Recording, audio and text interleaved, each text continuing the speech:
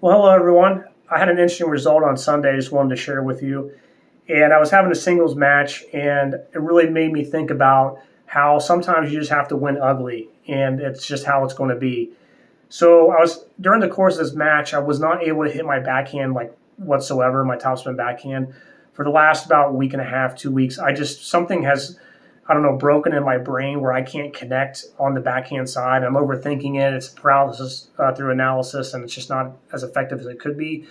And even though I've hit 100,000 backhands in my life, I still it's gone away, and it looks like I'm like a real true amateur beginner when I'm out there, and it's frustrating, but I'm trying to work on it. And but during this match, I was missing so many backhands. I told myself, it's like, Wes, if you don't figure out a way to slice this or just get this ball back in play on the backhand side, you're going to lose this match. And I was not going to lose. I did not want to lose. So I made things up as I went along and started slicing a lot, which happened to be effective because I was able to keep the ball lower than I usually do, and which is really forcing my opponent to dig down and get lower to the ground and really tax him physically. So it was working in my favor. Now, I guess a higher level player probably not going to work as well, but for me at that moment and in my life and my objective, it worked. And so as a coach and as a player, you've been taught these things and you teach these things like just do the unit turn and do this and do that, and you look like Roger Federer by the end of it. And it's like, I give credit to those guys because they're so talented at what they do to ever execute these strokes without a whole lot of conscious thought.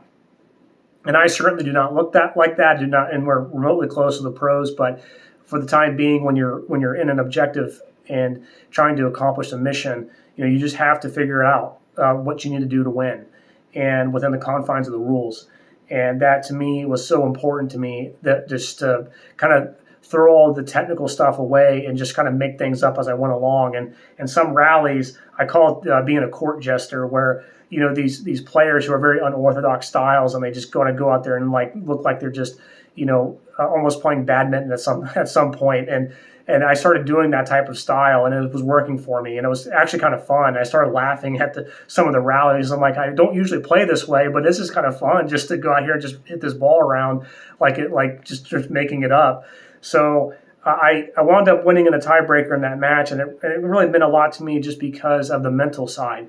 Because I was so nervous and so tentative on my backhand, and I was every time the ball came there, I was really stiff and sending it 60 feet long, and I was like, man, what am I going to do? I'm worried about the future. It's like, am I ever going to get my backhand back and all these things? And that's just part of the experience. And when you have a mission, things aren't always going to be pretty, and you just have to figure it out. And if something comes across your path where something's not working, change your strategy. Keep changing, and keep modifying until after the battle's over, you can go back to the drawing board and say, hey, I'm going to work on this. This is what I'm going to focus on. And so it felt good. Luckily, my serve was holding strong. I didn't really think too much about that. And my forehand was able to hang in there and to get the result of a win. Of course, I didn't get the score line that I would prefer because those really tight matches, I'm like, man, if I lose this, I'm going to be really super disappointed in myself.